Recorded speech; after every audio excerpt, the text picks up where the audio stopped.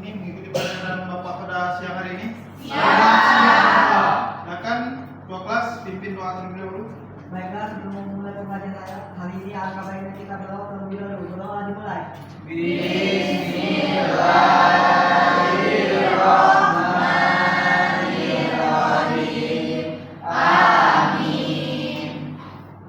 Amin. Baik, kita terlebih dahulu. Sini sekretaris, siapa yang tidak datang? Hadir semua. Baik. Hari ini Bapak mau menanyakan tugas terlebih dahulu. Ya, tugas catatan kemarin sudah selesai semua. Gimana? Baik, sebelum itu Bapak mau review materi kita minggu belakang. Oke, kita minggu belakang tentang apa? Tentang norma, Pak. Apa yang bisa Anda pahami tentang materi minggu belakang? Jadi, norma itu adalah aturan atau ketentuan yang mengikat keluarga masyarakat, Pak. Nah, peraturan ini bersifat mengikat dan mengatur tingkah laku dari masyarakat, Pak. Ya, betul. Bagus. Nanti temui Pak, nanti Bapak kasih pena. Siap. Silakan kumpul.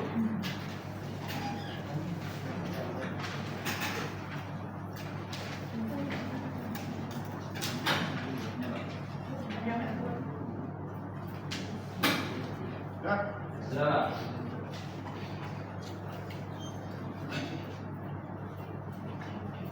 Baik, Bapak lihat di sini cuma setengah, jadi yang tidak kumpul nanti remedial ya sama Bapak. Oke, jadi hari ini kita akan belajar tentang lanjutan dari materi kita di belakang. Hari ini tentang hak asasi dan kewajiban. Jadi tujuan kita pelajari hari ini bahwa bagaimana kita mengimplementasikan hak kita dan kewajiban kita dalam kehidupan sehari-hari, baik itu di sekolah, di masyarakat ataupun di keluarga. Jadi kita bisa menempatkan diri di mana kita harus mempunyai hak, di mana kita harus menempatkan kewajiban kita. Itu. Jadi adanya ketersambungan antara kehidupan kita dengan hak dan kewajiban. Dapat pengertian anak? Ya. Tentang hak dan kewajiban. Baik, pembahasan kita terdapat 2 poin. 3 nanti ada diskusi kelompok. Pembahasan ini mengenai pengertian HAM dan juga substansi hak dan kewajiban. Kita semua sudah tahu bahwa apa itu HAM itu merupakan beberapa hak yang melekat dari diri manusia sejak dia lahir. Jadi dia sudah masih di anak-anak atau masih di dalam proses pembuatan, itu mereka sudah ada hak tersendiri untuk hidup anak-anak. Jadi tidak adanya memungkinkan bahwa manusia itu mempunyai hak dalam segala hal yang dilakukannya. Menurut John Maxwell, anggota Komisi HAM Manusia Perserikatan Bangsa-Bangsa, HAM adalah sebagian hak-hak yang melekat dalam diri manusia, dan tanpa hak itu manusia tidak dapat hidup sebagai manusia. Jadi pentingnya memanusiakan manusia.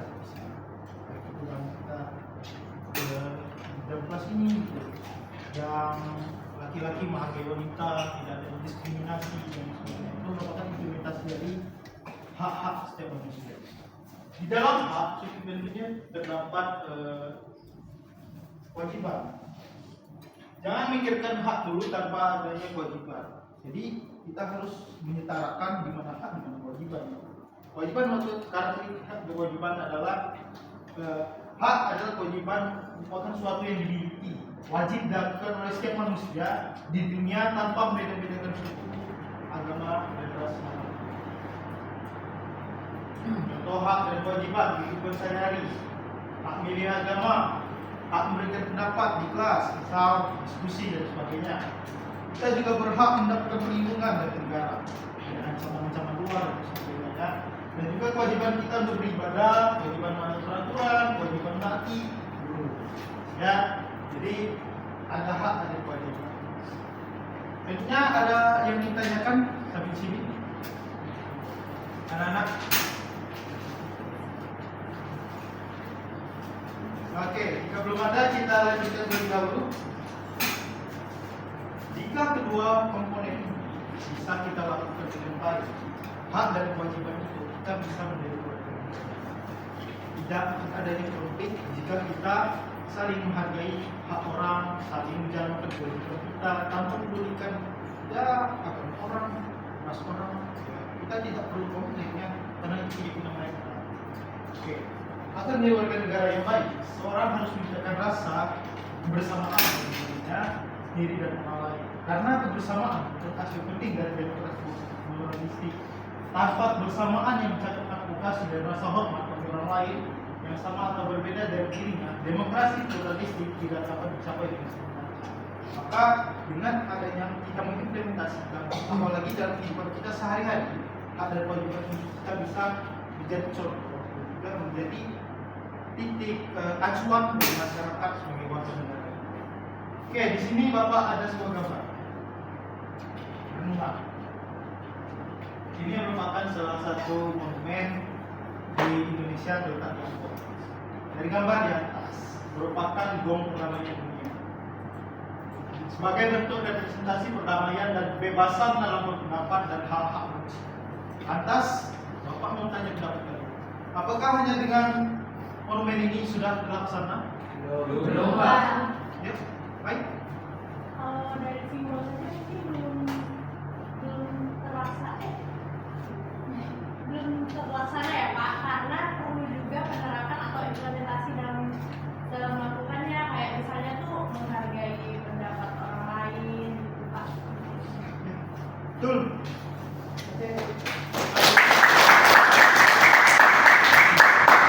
Oke, tapi di sini ada yang ditanyakan dulu tentang kewajiban. Izin Pak, Ya, apa sih Pak perbedaan antara hak asasi manusia dengan hak warga negara Pak? kita perlu adanya sedikit implementasi. Hak asasi manusia itu hak seluruh orang. Baik itu orangnya dari Australia, Amerika, Filipina, dan sebagainya, mereka punya hak yang sama. Hak untuk hidup, hak untuk nafas, mereka punya hak yang sama. Hak warga negara berbeda. Kita hak warga negara hak dilindungi, hak untuk mendapat pendidikan, hak untuk mendapatkan bantuan, itu hak warga negara. Jadi beda negara, beda gimana mereka mendapat hak. Jadi tetapi pada hak-hak asasi manusia ini merupakan hak keseluruhan yang harusnya dimiliki oleh manusia. Pendapat juga harus dimiliki manusia kan? Iya benar. Bagaimana Kevin? Ya, baik. Terima kasih Pak. Ada lagi? Anak-anak? Selamat, Rama? Ya, silakan. Misal Pak ya, kan ada suatu negara yang memiliki hak asasi manusia Pak. Tetapi negara tersebut terlibat perang Pak. Apakah hak dan kewajiban tersebut masih berlaku Pak? Jika kalau masih perang Pak? Gitu Pak. Tentunya sebuah negara itu menjanjikan kenyamanan dan juga keamanan pada warga negaranya. Jika kedua negara menuntut hak yang sama, hak asasi yang sama dari negara, mereka juga mempertimbangkan adanya pelanggaran HAM berat. Tidak semua dalam peperangan itu militer sama militer. Terdapat juga kejahatan perang, itu di mana militer itu menyerang masyarakat sipil yang seharusnya tidak diperbolehkan dalam hukum perang Islam. Jadi negara yang baik tidak akan membawa masyarakatnya untuk terjun langsung atau bahkan mengancam dirinya sendiri. Baik, bisa dipahami? Apa? Ada lagi? Ya, jika tidak ada lagi, Bapak ingin menampilkan suatu tayangan video. Jadi ini merupakan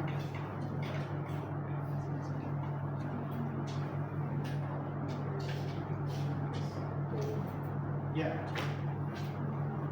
merupakan beberapa contoh dari nama agama. Ini tahun 2015 tahu kan? Tahu Pak. Yang tragedi Trisakti. Akhirnya masa lalu yang masih sampai sekarang itu masih problematik. Ini tragedi Bom Bali.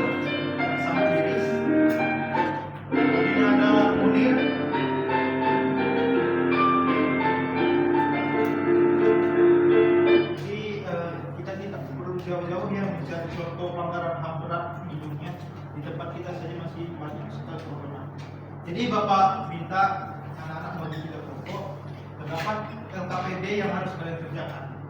Oke, ini kelompok 1 akan Bapak minta masalah tragedi Trisakti tahun 1998. Oke, silakan baca terlebih dahulu dan silakan diskusikan. Selanjutnya kelompok 2 tentang tragedi bom Bali tahun 2002. Kelompok 3 tentang apa ya? Kasus pembunuhan Munir tahun 2004. Jadi terkesan dari tahun 98 dan sampai tahun 2004 Indonesia ini sudah ada 3 pelanggaran HAM. Jadi masih sangat miris gitu ya. Oke, silakan untuk diskusi. Bapak kasih waktu 10 menit selagi Bapak memeriksa catatan kalian. Yang paling bagus catatannya dapat pena. Saya. Oke, saya bisa.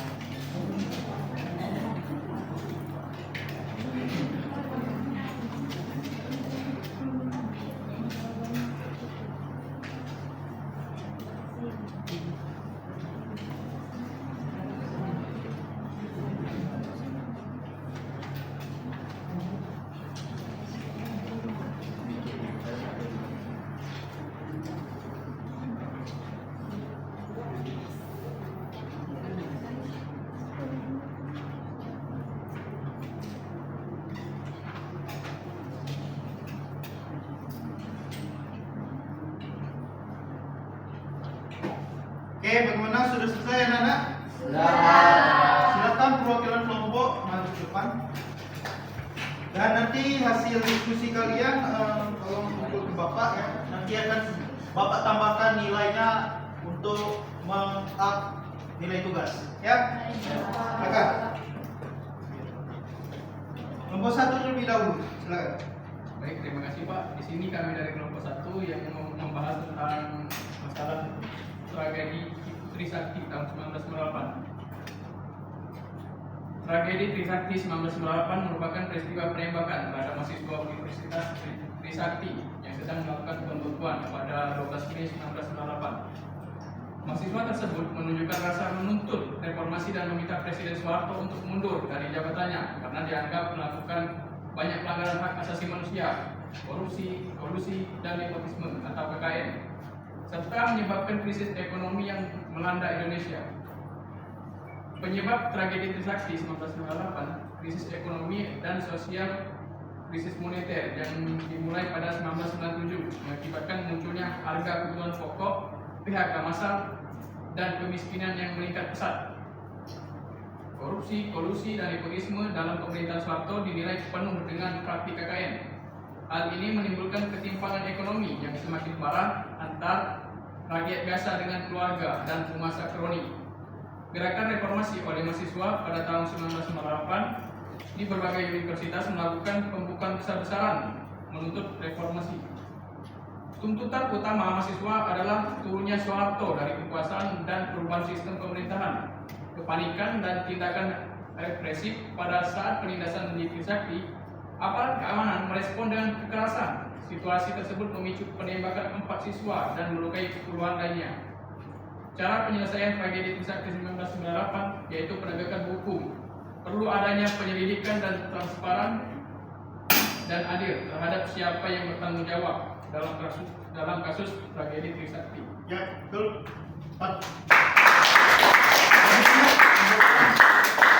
Baik, kami dari kelompok 2 membahas tentang tragedi bom Bali pada tahun 2002.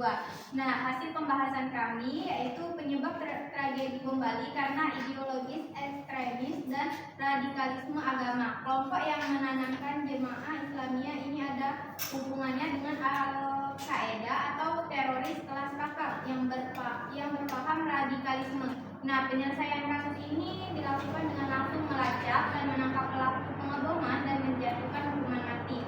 Hal yang harus diperhatikan bahwasannya pentingnya rasa toleransi antar agama dan juga peningkatan keamanan negara. Betul. Baiklah, di sini kami kelompok 3 dapat kasus pembunuhan Munir. Munir Said Khalid adalah seorang aktivis hak asasi manusia Indonesia yang dikenal lantang menyuarakan isu-isu pelanggaran HAM. Pembunuhan Munir pada 7 September 2004 menjadi salah satu kasus yang mendapat perhatian besar baik di dalam negeri maupun internasional karena dianggap sebagai upaya untuk membungkam suara kritis terhadap pemerintah dan militer. Penyebab pembunuhan Munir karena kritik terhadap pelanggaran HAM. Munir sangat vokal dalam mencurigai pelanggaran HAM yang terjadi di Indonesia. Sampai saat ini kasus ini belum menemukan pelaku pembunuhannya, namun hal utama yang bisa dilakukan untuk penyelesaian kasus ini adalah keterbukaan pemerintah terhadap kasus tersebut. Ya, terima kasih pada tiga kelompok. Kita hasil diskusi kalian. Satu. Baik. Terima kasih. Jadi diskusi yang sudah kalian lakukan itu sudah sangat menarik kan. Menurut Bapak sudah cukup sesuai dengan apa yang kita bahas pada hari. Dari sini Bapak sudah menilai hasil kerja kalian minggu lalu. Jadi untuk nomor 1, 2, 3 nanti Bapak kasih pena, namun karena penanya cuma 1, jadi Bapak kasihkan nomor 1 saja ya. Oke, nilai yang paling besar itu dilihat dari kelengkapan itu ada yang karunggu. Iya. Ya. Untuk nilai yang kedua itu siapa ya? Ada Julianti Dewi. Oke, yang ketiga itu ada Rama Bahrezi.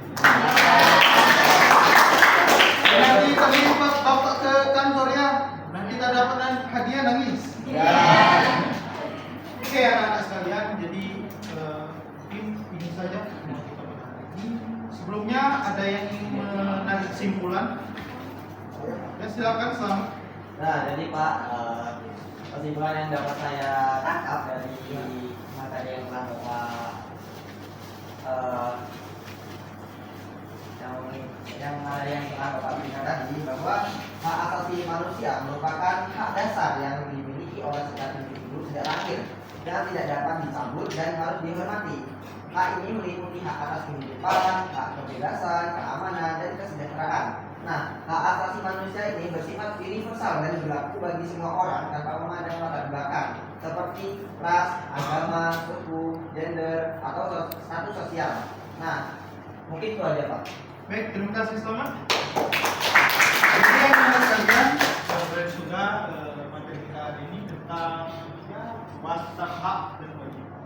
Jadi Bapak ada suatu quotes atau kata-kata buat anak sekalian. Jadi kalian itu harus pahami dulu kewajiban baru menuntut hak. Kalian boleh marah, tapi kalian punya kewajiban untuk memaafkan. Kalian boleh nuntut, tapi kalian punya kewajiban untuk memberi. Dan kalian mempunyai hak untuk dihargai, namun kalian juga mempunyai kewajiban untuk membenahi diri. Baik, terima kasih. Mungkin saya tuliskan beberapa untuk minggu depan kita akan membahas tentang zona-zona laut. Jadi silakan Mbak ini pelajari materi tentang zona laut, baik itu Z dan lain sebagainya. Untuk penilaian nanti Bapak kirim dan juga persiapan UAS nanti. Mungkin itu saya yang bisa Bapak sampaikan pada pertemuan hari ini. Kurang lebihnya Bapak mohon maaf, pada Allah Bapak mohon ampun. Bapak Andi, wassalamualaikum warahmatullahi wabarakatuh. Waalaikumsalam warahmatullahi wabarakatuh.